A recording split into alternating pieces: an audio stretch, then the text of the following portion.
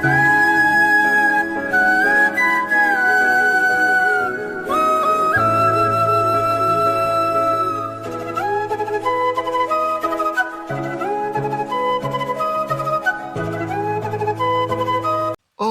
नमो भगवते वासुदेवाय। ओम नमो भगवते वासुदेवाय। ओम नमो भगवते वासुदेवाय। न चास्य कञ्चित् निपुणेन धातु रवैतु जन्तु कुमनिष उति नामानि रूपाणि मनोवच चोभि संतवतो नट छयाभि वाग्या।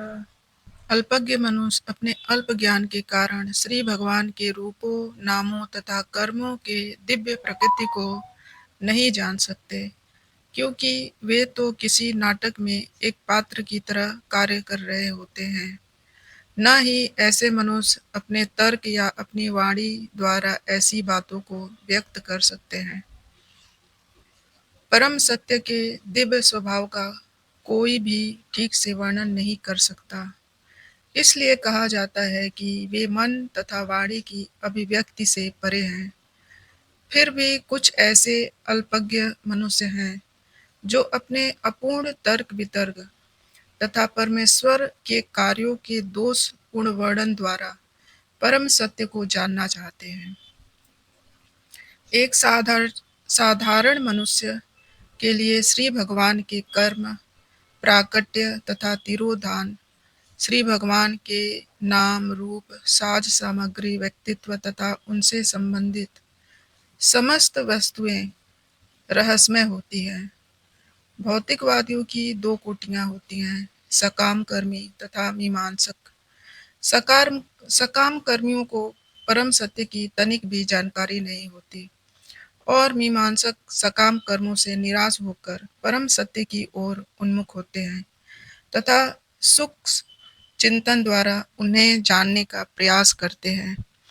ऐसे समस्त मनुष्यों के लिए परम सत्य उसी प्रकार रहस्यमय बने रहते हैं जिस प्रकार बच्चों के लिए किसी जादूगर की करतब।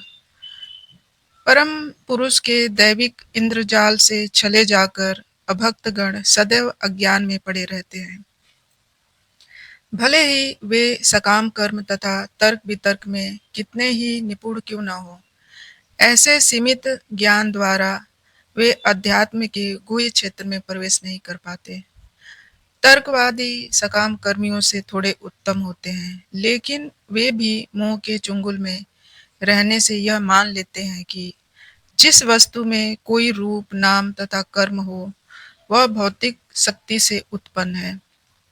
ऐसे मनुष्यों के लिए परमात्मा रूपहीन, नामहीन तथा कर्महीन है, और चूंकि ये ज्ञानी श्री भगवान के दिव्य नाम तथा रूप की बराबरी भौतिक नामों तथा रूपों से करते हैं, अतः वे सचमुच अज्ञानी हैं। इतने अल्प ज्ञान से परम सत्य की वास्तविक प्रकृति को नहीं समझी जा सकती। जैसा कि श्रीमद् भगवत गीता में कहा गया है कि श्री भगवान सदैव यहाँ तक कि जगत के भीतर रहते हुए भी दिव्य अवस्था में रहते हैं, लेकिन अज्ञानी व्यक्ति श्री भगवान को विश्व की एक महान विभूति मानते हैं और इस प्रकार वे माया द्वारा भ्रमित होते रहते हैं। सकाम कर्मों एवं मानसिक तर्क की प्रतिक्रियाओं से मुक्त होने के कारण केवल शुद्ध भक्त ही भगवान श्री कृष्ण के दिव्य नाम, रूप तथा उनकी लीलाओं को समझ पाते हैं। इन शुद्ध भक्तों को श्री भगवान की अनन्य भक्ति से कोई व्यक्तिगत स्वार्थ सिद्धि नहीं करना होता। वे निष्कपट भाव से श्री भगवान की अनन्य स्वाभाविक सेवा करते हैं। इस सृष्टि में प्रत्येक प्राणी प्रत्यक्ष या अप्रत्यक्ष रूप से श्री भगवान की सेवा कर रहा है। भगवान के इस नियम का कोई अपवाद नहीं है। जो मनुष्य श्री भगवान के भ्रामक प्रतिनिधि द्वारा बाध्य होकर श्री भगवान की अप्रत्यक्ष रूप से सेवा कर रहे हैं, वे भगवान के प्रतिकूल ढंग से सेवा करते हैं। किंतु जो उनके प्रिय प्रतिनिधि के निर्देशन में प्रत्यक्ष सेवा करते हैं, वे उनकी अनुकूल सेवा करते हैं। ऐसे अनुकूल सेवक भगवत भक्त ही होते हैं और वे भगवत कृपा से अध्यात्म के गुह्य क्षेत्र में प्रवेश कर पाते हैं। लेकिन मनोधर्मी सदा अंधकार में ही पड़े रहते हैं। जैसा कि श्रीमद् भगवत गीता में कहा गया है कि भगवान स्वयं उन शुद्ध भक्तों को उनकी स्वाभाविक प्रेमा भक्ति के कारण साक्षात्कार के मार्ग की ओर ले जाते हैं। भगवत धाम में प्रवेश पाने का यही रहस्य है। यहाँ प्रवेश पाने हेतु सकाम कर्म तथा मनोधर्म की कोई योग्यताएं नहीं है। इस संसार में केवल ऐसे जिज्ञासुओं द्वारा मनुष्य सफल तथा पूर्ण ज्ञानवान हो सकता है, क्योंकि ऐसी जिज्ञासाओं से अखिल ब्रह्मांड के स्वामी भगवान के प्रति दिव्य आह्लादकारी प्रेम उत्पन्न होता है और जन्म मृत्यु की भयंकर चक्कर से 100% प्रतिरक्षा की सुनिश्चितता प्राप्त होती है। यहाँ पर श्रील सूत गोस्वामी द्वारा शौनक के नेतृत्व में मुनियों की जिज्ञासाओं की प्रशंसा उनकी दिव्य प्रकृति के आधार पर की गई है। जैसा कि पूर्व में कहा जा चुका है, केवल भगवत भक्त ही उनको एक समुचित सीमा में जान पाते हैं, अन्य कोई नहीं जान सकता। अतएव भक्तों को समस्त आध्यात्मिक ज्ञान पूर्ण रूप से ज्ञात होता है। परम सत्य की पराकाष्ठा श्री भगवान ही है। निराकार ब्रह्म तथा अंतर्यामी परमात्मा श्री भगवान के ज्ञान में सम्मिलित है। अतः जो श्री भगवान को जान सकता है वह उनके विषय में, उनकी नाना शक्तियों तथा उनके अंशों के विषय में स्वतः ही सब कुछ जान लेता है। अतः भक्तों को परम भाग्यशाली कहा गया है। भगवान का अन्य भक्त जन्म मरण के चक्र के भयानक भौतिक तापों से सुरक्षित रहता है। श्रीमद् भागवतम समस्त वैदिक ज्ञान तथा इतिहास की निर्मल वाणी है। इसमें श्री भगवान के संसर्ग में रहने वाले महान भक्तों के कुछ चुने हुए चरित्र दिए गए हैं। श्रीमद् भागवतम भगवान श्री कृष्ण का साहित्य अवतार है, अतः यह उनसे अभिन्न है। हमें श्रीमद् भागवतम की पूजा उसी आदर से करनी चाहिए जिस प्रकार हम भगवान की पूजा करते हैं। हम इसके सचेष्ट एवं धीर अध्ययन के द्वारा श्री भगवान का परम आशीर्वाद प्राप्त कर सकते हैं। जिस प्रकार श्री भगवान पूर्ण प्रकाश, पूर्ण आनंद तथा सर्वथा पूर्ण है, उसी प्रकार श्रीमद् भागवतम भी पूर्ण है। हमें श्रीमद् भागवतम का पाठ करने से परम ब्रह्म श्री कृष्ण का संपूर्ण दिव्य प्रकाश प्राप्त हो सकता है। यदि हम इसे पारदर्शी गुरु के माध्यम से ही ग्रहण करें। पुरी में भगवान के दर्शनार्थ जितने मनुष्य आते थे, उनसे महाप्रभु के निजी सचिव श्रील दामोदर गोस्वामी ये कहते रहते थे कि किसी भक्त भागवत से ही श्रीमद् भागवतम का अध्ययन करना चाहिए।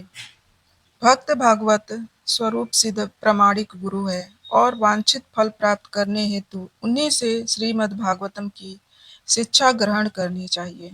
श्रीमद् भागवतम के अध्ययन से वे सभी लाभ प्राप्त हो सकते हैं जो श्री भगवान की साक्षात उपस्थिति से होते हैं। यह भगवान श्री कृष्ण के उस समस्त आशीर्वादों को प्राप्त करने वाला है जो श्री भगवान के साक्षात संपर्क से मिल सकते हैं। श्रील व्यासदेव ने समस्त वैदिक शास्त्रों तथा ब्रह्मांड के इतिहासों का सार निकालकर इसे अपने पुत्र को प्रदान किया, जो स्वरूप सिद्धों में अत्यंत सम्मानीय है। अल्पज्ञ मनुष्य संसार के इतिहास को केवल बुद्ध के समय से अर्थात 600 ईसा पूर्व से मानते हैं और इस काल के पूर्व शास्त्रों में उल्लेखित समस्त इतिहासों को वे मात्र काल्पनिक कथाएं मानते हैं। यह सच नहीं है। पुराणों में तथा महाभारत आदि में वर्णित सभी कथाएं वास्तविक इतिहास हैं, जो न केवल इस लोक से अपितु इस ब्रह्मांड के करोड़ों अन्य लोकों से संबंधित है। ऐसे मनुष्यों को कभी कभी इस जगत से परे अन्य लोकों का इतिहास अविश्वसनीय जान पड़ता है, लेकिन शायद वे ये नहीं जानते कि विभिन्न ग्रह सभी प्रकार से एक समान नहीं हैं। अतः अन्य ग्रहों के कुछ ऐतिहासिक तथ्य इस ग्रह के अनुभवों से मेल नहीं खाते। विभिन्न लोगों की भिन्न-भिन्न स्थिति तथा काल एवं परिस्थितियों पर विचार करने पर पुराणों की कथाओं में न तो कोई विचित्रता दिखेगी, न ही वे काल्पनिक हैं। हमें यह कहावत सदैव स्मरण रखनी चाहिए कि एक व्यक्ति का भोजन किसी दूसरे के लिए जहर बन सकता है। अतः हमें पुराणों की कहानियों तथा इतिहासों को काल्पनिक कहकर उनका तिरस्कार नहीं करना चाहिए। श्रील व्यासदेव जैसे महर्षियों को अपने साहित्य में काल्पनिक कथाएं रखने से क्या लाभ मिलने वाला था? श्रीमद् भागवतम में विभिन्न लोगों के इतिहासों से चुने गए ऐतिहासिक तथ्यों का चित्रण किया गया है। इसलिए समस्त अध्यात्मवादी इसे महापुराण के रूप में स्वीकार करते हैं। इन इतिहासों की विशिष्टता यह है कि ये सब विभिन्न कालों तथा परिवेशों में श्री भगवान की लीलाओं से संबंधित है। श्रील सुखदेव गोस्वामी स्वरूप सिद्ध व्यक्तियों में सर्वोपरि हैं और उन्होंने अपने पिता श्रील व्यासदेव से इस विषय को ग्रहण किया। श्री व्यासदेव परम विद्वान थे।